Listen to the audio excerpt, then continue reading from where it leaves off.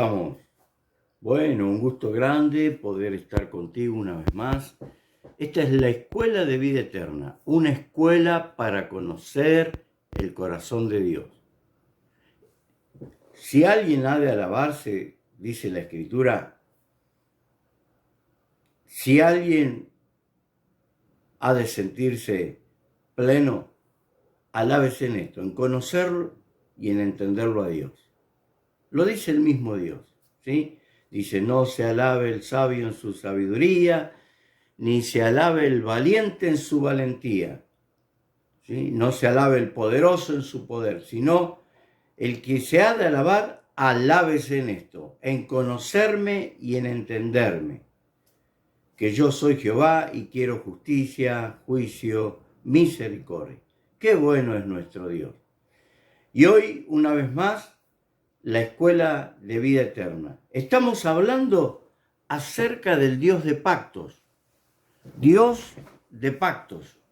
Hablamos del pacto de Adámico, el pacto con Noé, el pacto con Abraham, el pacto con Moisés, el pacto con David. Y hoy vamos a hablar acerca del pacto con su Hijo Jesucristo, que es el pacto más profundo que hay, donde el Padre y el Hijo se comprometen, hacen un acuerdo, hay un compromiso entre ellos dos de rescatar a la humanidad, o sea, a nosotros mismos. El nuevo pacto está hecho entre Jesucristo y el Padre, así como el antiguo pacto estaba hecho entre el pueblo de Israel y el Padre. Nosotros los gentiles permanecíamos totalmente al margen. Y ahora en este nuevo pacto, mire lo que dice. Lucas capítulo 22, versículo 20. De igual manera, después que hubo cenado, tomó la copa diciendo: esta copa es el nuevo pacto en mi sangre que por vosotros se derrama. El nuevo pacto en mi sangre. Jesús lo manifiesta de esta manera. Este pacto está sellado. Lleva el sello eterno de la sangre de Cristo. Jesucristo está sellando este pacto con su sangre. Y a través de este pacto Dios le promete a la humanidad, mire qué bueno esto. Dios le promete a la humanidad perdón de pecados, la comunión con Él restablecida y vida eterna. ¿Por qué? Porque a través de este pacto la vida de Cristo pasa a ser nuestra vida. Y si Cristo vive en nosotros y Él es nuestra vida, por supuesto que ya gozamos de la vida eterna. Este pacto está establecido para aquellas personas cuyos corazones se han rendido a Dios. ¿Qué quiero decir con esto?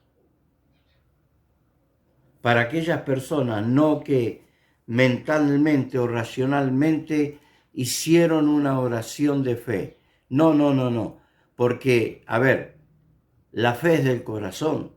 Con el corazón se cree para justicia y con la boca se confiesa para salvación. Lo dice la palabra.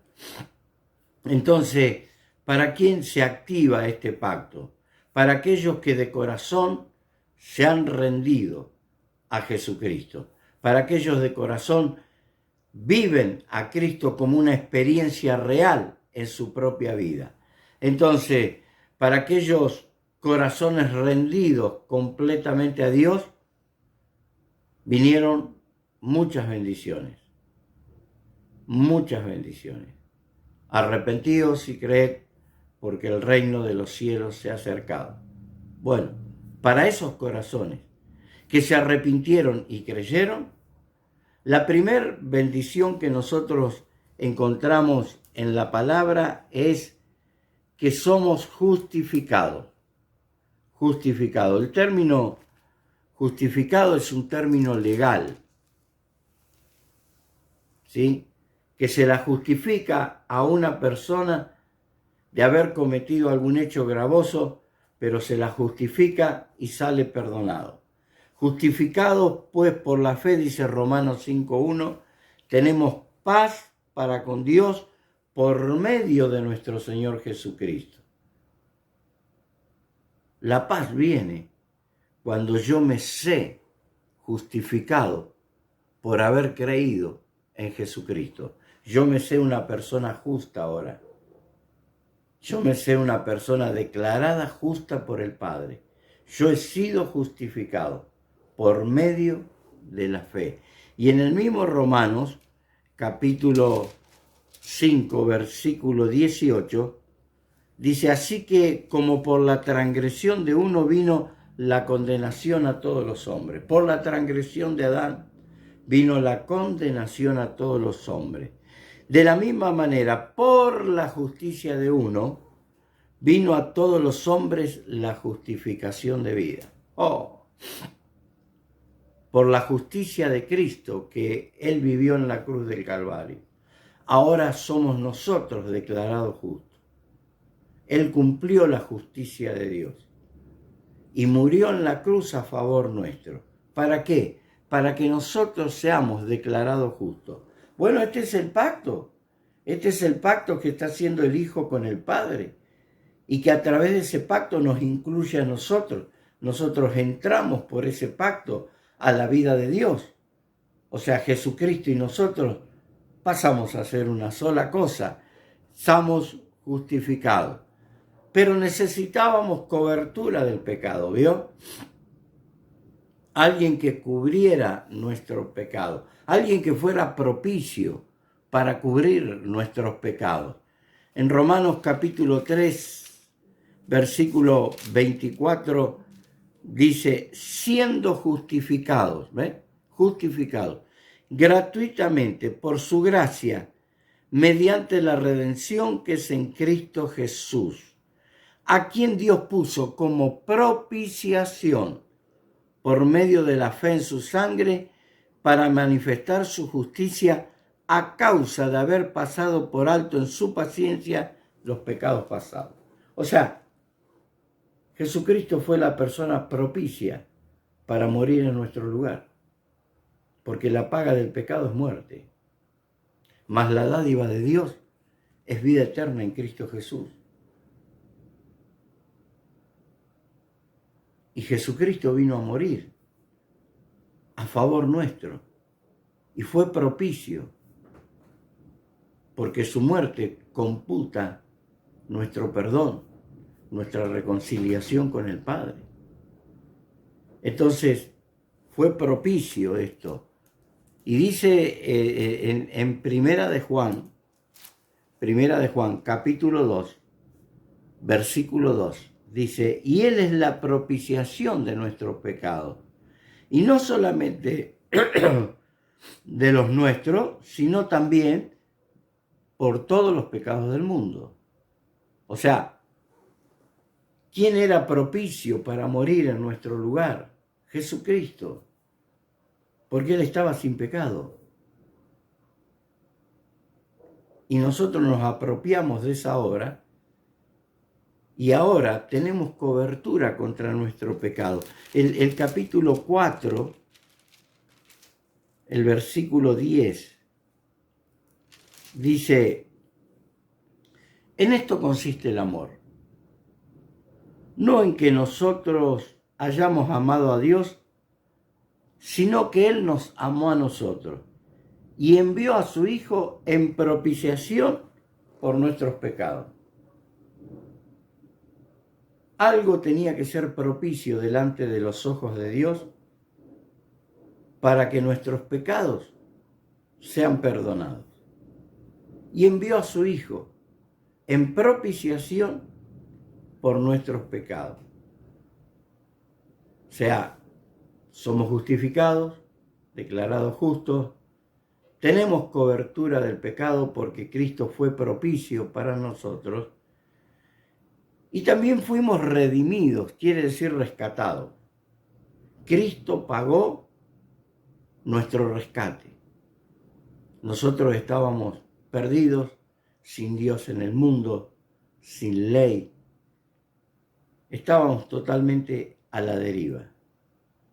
Alguien tenía que pagar esa cuenta y la pagó Jesucristo. En Apocalipsis, capítulo 5, versículo 9, dice, y cantaban un nuevo cántico diciendo, digno eres de tomar el libro y de abrir sus sellos, porque tú fuiste inmolado y con tu sangre nos has redimido para Dios de todo linaje y lengua y pueblo y nación. La sangre de Cristo es lo que nos habilita al rescate. ¿Por qué? Porque a través de su sangre hay perdón de pecados y a través de su sangre nosotros somos habilitados para ser unos con Cristo, uno con Cristo, rescatados. Y la palabra dice que fuimos rescatados de vuestra vana manera de vivir. Y ahí nomás en Primera de Pedro 1:18 dice que fuimos rescatados de nuestra vana manera de vivir. ¿Por qué? Porque necesitábamos alguien de afuera, alguien externo. Nosotros, por nuestros propios medios, no nos podíamos rescatar. Imagínense si un prisionero se tiene que rescatar por sí mismo. Tiene que venir alguien en rescate. Entonces, ¿quién vino? Jesucristo, y nos rescató. Dice el Primera de Pedro capítulo 1, versículo 18, sabiendo que fuiste rescatados de vuestra vana manera de vivir, la cual recibiste de vuestros padres, no con cosas corruptibles como oro o plata, sino con la sangre preciosa de Cristo, como de un cordero sin mancha y sin contaminación. Fuimos rescatados con cosas más valiosas que el oro y que la plata, dice la palabra. ¿Y qué puede ser a los ojos de Dios más valioso que el oro y que la plata? La sangre de su Hijo, la sangre de Jesucristo, es la que nos devuelve la vida espiritual, es la que nos devuelve la comunión con Cristo, es la que nos hace hijos de Dios, es la que nos pone en la familia de Dios. La sangre de Jesucristo perdona nuestros pecados, limpia nuestros pecados y nos hace uno con Cristo. ¿Cuánto poder hay en esa preciosa sangre?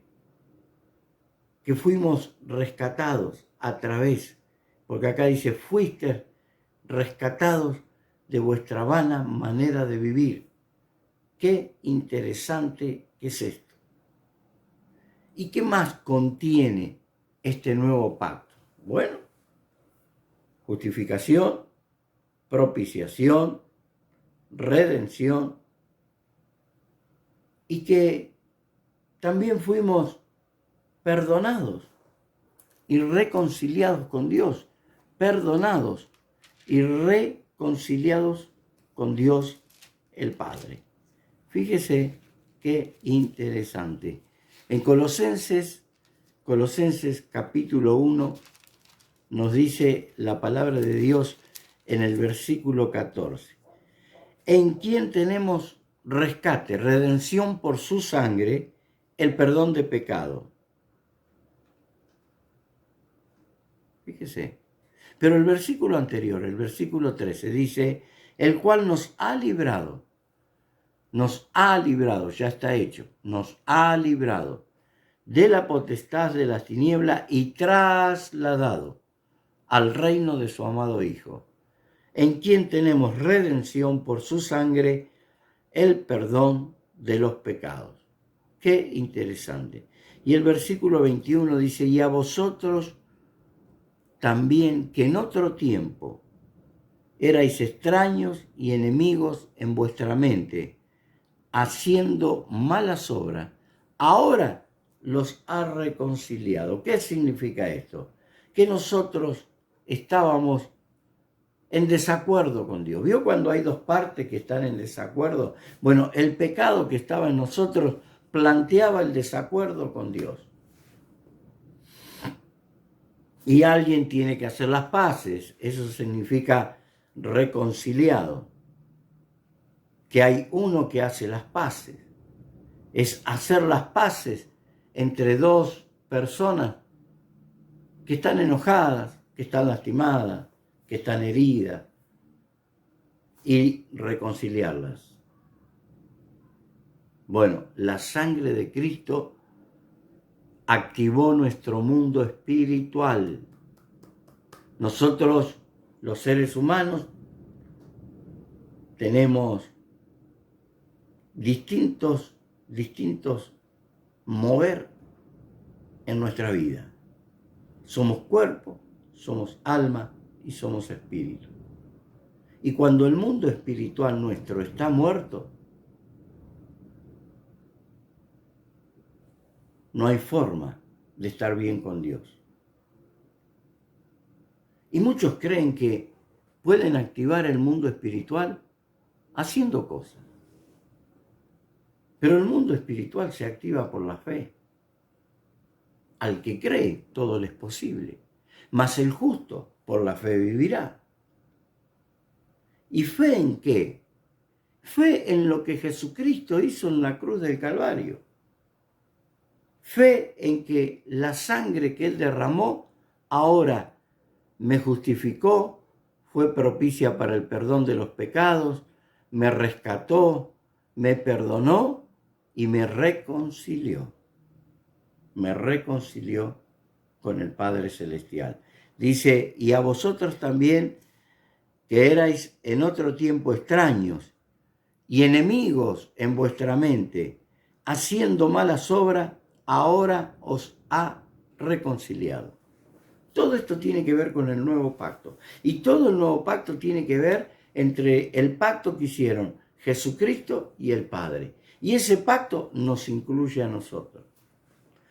Cuando recibimos a Cristo, cuando nos arrepentimos de nuestro pecado, cuando creemos, se activa el mundo espiritual que está muerto. Nuestro mundo espiritual está muerto y se activa ahora. Al creer en Cristo Jesús, al arrepentirnos de nuestros pecados, se activa ese mundo espiritual y se activa la justificación, la propiciación, la redención, el perdón, la reconciliación y la adopción y filiación. ¿Qué quiere decir esto? Que Dios nos ha adoptado,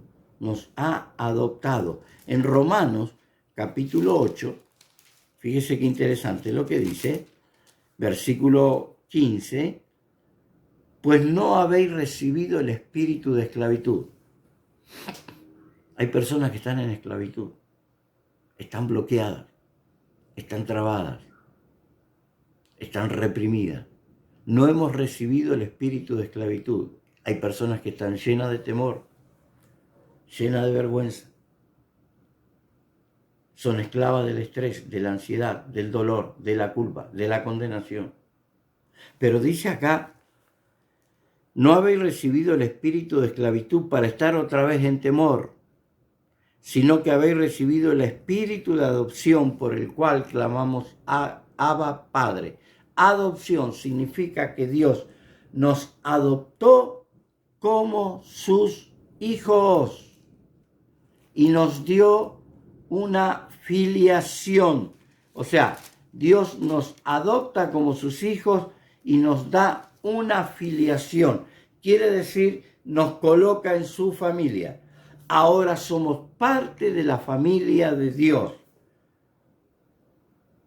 Oh, mi Dios, qué grande es este nuevo pacto. Qué grande es el pacto que hicieron el Hijo y el Padre. Qué grande que es. Gálatas capítulo 4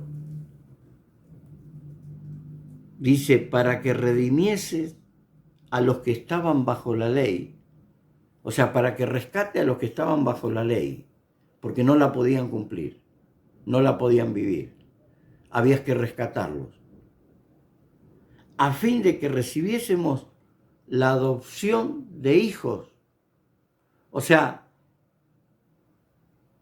a través de la obra de Jesucristo en la cruz. Dios el Padre nos adopta como sus hijos. Por favor, no te veas más como un miembro de una iglesia. Ya te adoptaron como un hijo. Y por cuanto sois hijos de Dios, Dios envió a vuestros corazones el Espíritu de su Hijo, el cual clama, Abba, Padre. Así que ya no eres esclavo, sino hijo, y si hijo, también heredero de Dios por medio de Cristo. Entonces, Dios envió a nuestros corazones el Espíritu de su Hijo, el Espíritu de su Hijo. Ahora, Cristo está en nuestros corazones. Por eso dice el apóstol Pablo, para que habite Cristo por la fe en vuestros corazones. Ya no lo busque más afuera, en nada.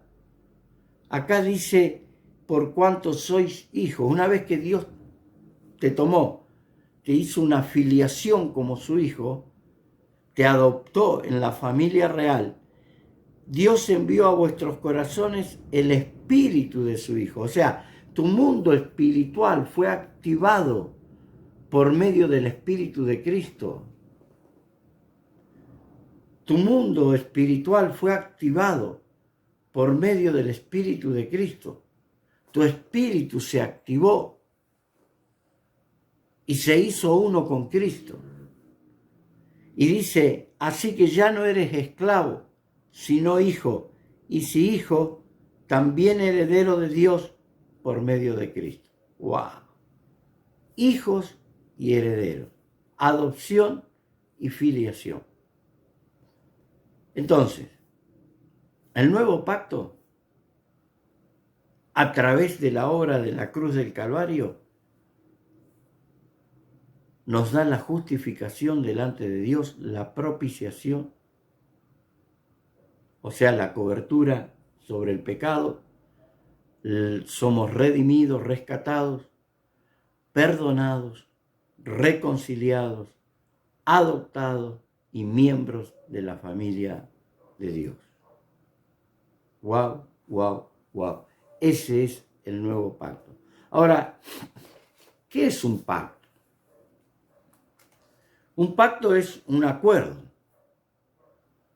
es un compromiso, es un convenio legal, es un testamento o es un juramento. Todo hecho entre dos personas. O sea, que el Padre y Jesucristo hicieron un compromiso, hicieron un acuerdo, se comprometieron, hicieron un convenio legal. El antiguo pacto, para que lo podamos ilustrar, era un pacto condicional que fue hecho con el pueblo de Israel. No con los gentiles, con el pueblo de Israel. Nosotros pertenecemos a los gentiles. Ese pacto condicional se activaba con bendiciones cuando la gente cumplía la ley de Dios. Entonces, en ese pacto, la gente hacía las cosas por temor al castigo o por amor a la recompensa. Pero no fue así en el nuevo pacto que hace Jesucristo y el Padre. Acá hay un pacto incondicional, donde el hombre no tiene participación en este pacto, sino que tiene inclusión en este pacto a partir del momento que Jesucristo pasa a ser uno con él. O sea, no tenemos participación, tenemos inclusión. Jesucristo nos incluye en este pacto cuando creemos en él, cuando nos arrepentimos de nuestros pecados. Entonces, este pacto incondicional para con el hombre, este es un pacto donde Dios se compromete a sí mismo a darnos la vida que Él pretende que vivamos. Es un pacto donde Dios mismo se compromete haciendo Él en nosotros lo que es agradable de Él, delante de Él. Es un pacto que se obliga a sí mismo, por medio de su gracia, cambiarnos el corazón. La ley trataba con la conducta porque era algo externo. La gracia trata con el corazón porque es algo interno. Es mi corazón entregado en las manos de Dios. Y como consecuencia de que mi corazón fue cambiado, entonces sí, tengo buenas obras, tengo buena conducta, porque mi corazón ya fue cambiado. ¿Cómo lo ilustramos? Hay gente que dice, bueno, voy a hacer esto, voy a hacer lo otro, me voy a portar bien porque quiero que Dios me ame. Pero en el nuevo pacto no es así. En el nuevo pacto es, Dios me ama, por eso voy a hacer esto, voy a hacer lo otro, voy a hacer lo otro y me voy a portar bien. Porque Dios me ama. Ya me sé amado, yo me sé amado, me sé cuidado por Dios, me sé protegido por Dios. Oh, mi Dios, qué tremendo es esto. Entonces Dios se compromete a sí mismo. Dios toma un compromiso con Él mismo donde, escúcheme, donde Él se obliga a sí mismo a cambiarnos el corazón. ¿Cuándo, apóstol? ¿Cuándo? Cuando nosotros soltamos y nos rendimos y nos consagramos. Suelto mi vida, no la puedo manejar. Suelto mi conducta, no la puedo manejar. Suelto mis prejuicios, no los puedo manejar. Suelto todo, lo suelto porque no lo puedo manejar, pero sí creo que Dios puede cambiar mi corazón y sacarme este corazón de piedra y darme un corazón de carne como Él lo prometió. Esa es la gracia de Dios. Este pacto depende del dador del pacto. Y el que está dando el pacto es el Padre con el Hijo. Impresionante esto, hermano. ¿Estaría usted dispuesto a decirle, no puedo controlar ni quiero controlar nada en mi vida? Te la suelto en tus manos. Para esto se necesita humildad. Se necesita humildad para decirle a Dios, traté de vivir lo mejor que pude, pero no me funcionó. Pero ahora creo que tú vas a vivir la misma vida que tú me pides. El Cristo que está dentro mío se va a formar en mí y Él va a vivir esa vida. Como decía el apóstol Pablo, sufro dolores de parto hasta que Cristo sea formado en vosotros. La idea de Dios en el nuevo pacto es poseerte. Hay personas que están poseídas por espíritus inmundos. Hay personas que están poseídas por demonios, que le hacen la vida imposible. Hay personas que viven oprimidas porque hay espíritus que están oprimiendo su vida todo el tiempo. Y usted me puede decir, pero yo voy a la iglesia, aunque vaya a 10 iglesias, porque no pasa por ahí. Pasa por la revelación de que Cristo mismo va a vivir su propia vida en la suya. Y como decía el apóstol Pablo, ya no vivo yo. El apóstol Pablo decía, con Cristo estoy justamente crucificado y ya no vivo yo. Ahora vive Cristo en mí, lo que vivo lo vivo en la fe del Hijo de Dios que me amó y se entregó por mí. ¿Sabe cuál es la victoria del nuevo pacto? Rendirse, entregarse y con mucha humildad ponerse en las manos de Dios. Usted no se obligue a sí mismo a vivir una vida que no puede, si la vida cristiana es algo sobrenatural. Con el esfuerzo humano no la podemos vivir. Porque es espiritual y es sobrenatural. Es el mismo Cristo que la va a vivir dentro de nosotros. Esa es la bendición del nuevo pacto. Que usted pueda hablar con el Padre y decir, te fallé una vez más, y bueno, tú sabes, haceme dispuesto a no fallarte. Y si usted no está dispuesto, dígale, Señor, no estoy dispuesto, haceme dispuesto, para que esté dispuesto. Parece un juego de palabras. A rendir mi vida y dejarla en tus manos.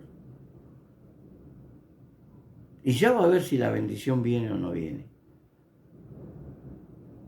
Claro que viene. ¿Por qué? Porque hay un compromiso de parte de Dios en darnos un nuevo corazón y volvernos a Él de todo corazón, volvernos a Él de todo corazón. Hay un compromiso hecho por Dios, hecho por Dios.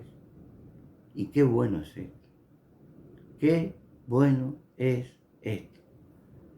Ahora, ¿cuál es la forma en que Dios nos introduce en este nuevo pacto? Bien, Gálatas capítulo 3, Gálatas 3, versículo 6. Dice, así Abraham creyó a Dios y le fue contado por justicia. Qué lindo es cuando tú le crees a Dios, Dios va a cambiar mi corazón. Dios me va a hacer una persona nueva. Eso, delante de Dios, te es contado por justicia. Porque sin fe, dice la misma Escritura, es imposible agradar a Dios. Porque todo aquel que se acerca a Dios tiene que creer que le hay y que Dios es recompensador de aquellos que le buscan. Así Abraham creyó a Dios y le fue contado por justicia. Sabed, por tanto, que los que son de fe, estos son hijos de Abraham. Y la Escritura, previendo que Dios había de justificar por la fe a los gentiles, Dios de antemano la buena nueva a Abraham, diciendo, en ti serán benditas todas las naciones, de modo que los de la fe son bendecidos con el creyente Abraham. Acá hay una palabra que es clave, que es la palabra previendo. ¿Sabe lo que significa prever? Significa ver por anticipado algo que va a suceder. Y Dios estaba previendo que nosotros los gentiles íbamos a ser sus hijos. Y preparó los medios. Preparó los medios. En otras palabras, ¿qué es lo que Dios previó? Dios previó que Él iba a justificar a nosotros los gentiles por medio de la fe. Algo totalmente distinto a lo que tenía el pacto con Moisés, que era por medio de cumplir una ley. Ahora nosotros vamos a ser justificados cada vez que le creemos a Dios y peleamos la buena batalla de la fe. ¿Cuál es la buena noticia para Abraham cuando Dios le da la promesa a Abraham? En ti serán benditas todas las naciones de la tierra. ¡Wow! ¿Qué quiere decir esto? Que el nuevo pacto no es la continuación del antiguo pacto. Es la continuación del pacto que Dios hizo con Abraham, 430 años de que la ley viniera. El nuevo pacto es la continuación de las promesas que Dios le hizo a Abraham, que en ti serán benditas todas las naciones de la tierra. Por eso, el nuevo pacto es totalmente superador al antiguo pacto, porque es totalmente distinto. Uno estaba hecho en base a mandamiento, el otro está hecho en base a promesa. Fíjese, en Hebreos capítulo 8, el versículo 6. Pero ahora tanto mejor ministerio es el suyo, el de Cristo, cuanto es mediador de un mejor pacto establecido sobre mejores promesas. El nuevo pacto está establecido en las promesas que Dios hace de hacernos sus hijos, de perdonarnos, de reconciliarnos con Él y de cambiarnos el corazón. Ese es el pacto establecido sobre mejores promesas que hizo Jesucristo. Él es mediador de un mejor pacto establecido sobre mejores promesas. Versículo 7, porque si aquel primero, el pacto con Moisés, hubiera sido sin defectos, ciertamente no hubiera procurado lugar para el segundo. Si el pacto que hizo Dios con Israel hubiera servido, no hubiera hecho falta un nuevo pacto. Pero Dios, al ver que el ser humano no podía cumplir, estableció un nuevo pacto con su Hijo, ya con ningún hombre, sino directamente con su Hijo. Y el versículo 13 dice, al decir nuevo pacto, ha dado por viejo al primero, y lo que se da por viejo se envejece, está próximo a desaparecer. ¡Qué impresionante! Dios, el Dios de pacto, nos introdujo en este nuevo pacto que está tan lleno de bendiciones, tan lleno de bendiciones.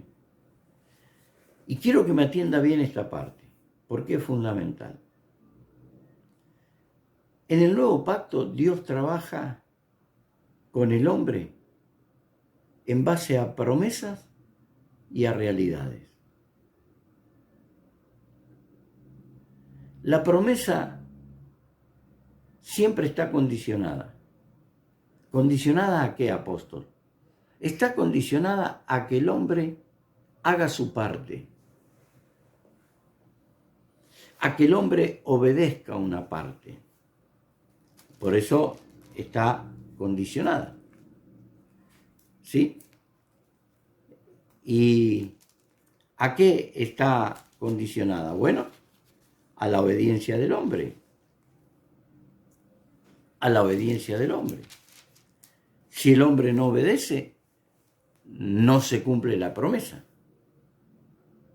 Siempre lleva una acción de nuestra parte para que pueda cumplirse. Le doy un ejemplo. Efesios capítulo 6, versículo 2. Dice, honra a tu padre y a tu madre, que es el primer mandamiento con promesa, para que te vaya bien y seas de larga vida sobre la tierra. O sea, si yo quiero que me vaya bien y quiero ser de larga vida sobre la tierra, lo que me dice esto es que yo debo honrar a mi padre y a mi madre. Cuidarlos, protegerlos, proveerlos, ponerlos en alto. Yo debo hacer eso. Y cuando yo hago eso, se activa la promesa por medio de mi obediencia y entonces paso a ser de larga vida y me va a ir bien en la tierra. Ahí está, ¿ves? La promesa y la condición para que la promesa se cumpla. Entonces, mi acción y mi obediencia activan las promesas de Dios. Se activa la promesa para que te vaya bien y seas de larga vida en la tierra. ¿Qué activó la promesa? Mi obediencia. Honré a mis padres. Honré a mis padres. Mi obediencia activó la promesa. Qué interesante, ¿verdad? Ahora, ¿cuáles son las realidades? Son aquellas cosas que Dios ya realizó por nosotros. Y lo hizo de antemano. Y debemos tomarlas porque ya están hechas. No tengo que hacer nada para que se activen, sino solo creerlas. Por ejemplo, en Primera de Corintios, capítulo 6, dice esta palabra.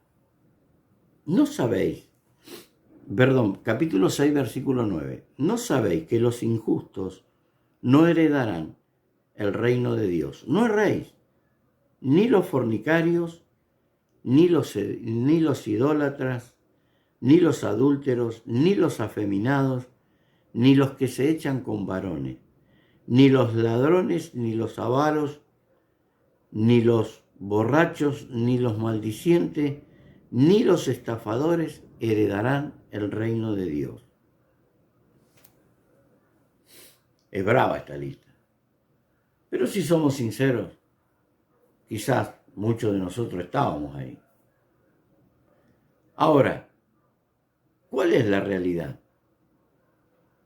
La realidad es que si nosotros hemos creído en Cristo, nos hemos arrepentido de nuestros pecados. El versículo 2 dice, y esto erais algunos que ahora se convirtieron, mas ya habéis sido lavados, ya habéis sido santificados, ya habéis sido justificados en el nombre del Señor Jesús y por el Espíritu de nuestro Dios. Ya habéis sido, ya está hecho. ¿Qué quieres hacer con algo que ya habéis sido? Yo no entiendo cómo la gente no puede creer que ya fue lavada por la sangre de Cristo, que ya fue santificado, que ya fue justificado. Si es Dios el que lo está diciendo. ¿Qué es lo que debo hacer yo? A ver, ¿qué puedo hacer acá? ¿Qué puedo hacer si ya fue hecho? Creerlo, disfrutarlo, vivirlo, si ya fue hecho. Si ese es el poder del nuevo pacto, que es Dios mismo haciendo en nosotros lo que nosotros jamás podríamos haber hecho. Hay muchas realidades en la palabra que la gente ni siquiera las conoce. Yo conozco gente con 20 años de iglesia que ni siquiera conoce las realidades, que todavía está peleando para ser justificado, para ser santificado. Ya habéis sido. A ver, viene Dios y te dice, ya te santifiqué, ya te reconcilié, ya te justifiqué, ya todo.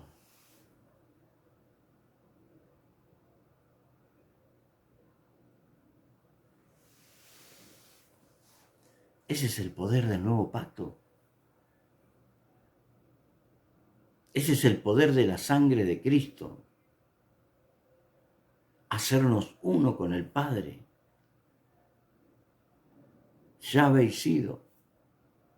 Mire, te voy a dar algunas diferencias. Por ejemplo, otro ejemplo que se me ocurre ahora, que ya Dios nos bendijo con toda bendición espiritual en los lugares celestiales con Cristo. Ya nos bendijo, ya está hecho. ¿Qué tengo que hacer para que me bendiga? Creerlo, tomarlo, disfrutarlo. Ya me bendijo con toda bendición espiritual en los lugares celestiales en Cristo Jesús. ¡Wow! ¡Wow! Ya soy su hijo. Y Él envió el espíritu de su hijo dentro mío. Y cuando vino el espíritu de su hijo, ya me bendijo con toda bendición espiritual en los lugares celestiales con Cristo, porque yo tengo todo lo que tiene Jesucristo, es mío, yo lo tengo. Por eso, mi querida hermana, una promesa es a futuro, porque está condicionada en que yo hago ciertas cosas para que se cumplan. Una promesa es a futuro. Honra a Jehová con todos tus bienes y con las primicias de todos tus frutos. Y tus graneros van a rebosar de mosto, tu alacena va a estar llena, tus roperos van a estar llenos, tu bendición va a estar lleno. Honra a Jehová. Bueno, cuando yo cumplo el honrar a Dios dando mis primicias, con las primicias de todos tus frutos, se activa la promesa y la bendición me alcanza. La bendición me alcanza. En algún momento de mi vida la bendición me alcanza. Por eso una promesa es a futuro y requiere que el hombre la crea y empiece a responder el condicionamiento de esa promesa. Una realidad es algo que ya está establecido, ya está establecido, ya está hecho. No podemos modificarlo. Una realidad es algo que usted no lo puede modificar. Y ese es el secreto, el valor, la gloria del nuevo pacto. Las realidades de Dios que ya está hecha. Una promesa es una palabra hablada antes de que Dios realice algo, antes de que vaya a suceder. Pero una realidad es una palabra hablada después que ya fue hecha. Después que ya fue hecha. Ya fue hecho que somos bendecidos con toda bendición espiritual en los lugares celestiales con Cristo. Ya fue hecho. La promesa, para que se active, debe creerse y obedecerse. Entonces usted la va a recibir. No viene de hoy para mañana, pero usted la cree y la obedece, usted la recibe. La realidad, usted la tiene que creer y disfrutarla porque ya fue realizada. Por eso es una realidad. Y la gente no disfruta, por eso la palabra dice, nunca pudieron entrar al reposo de Dios. Porque todavía andan haciendo cosas para ver si pueden conseguir el favor de Dios.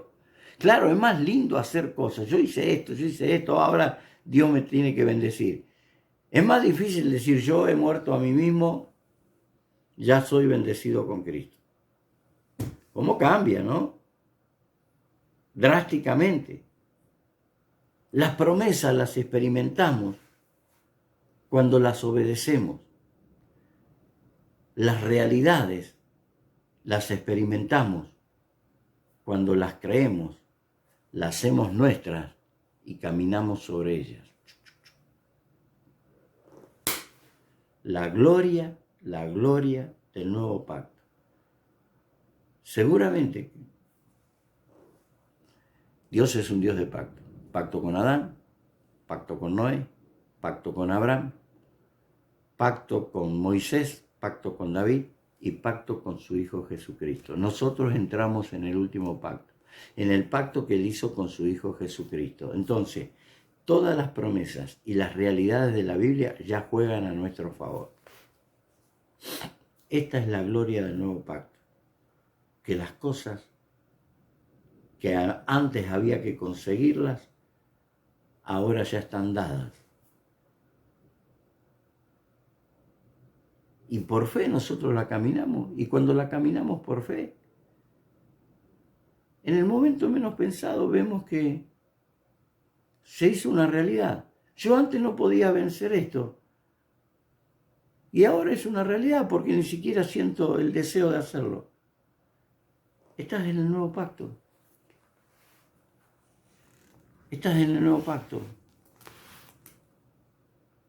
¿Y cómo puedo hacer, apóstol? Decirle al Señor, mira, Señor, mi corazón es totalmente incrédulo.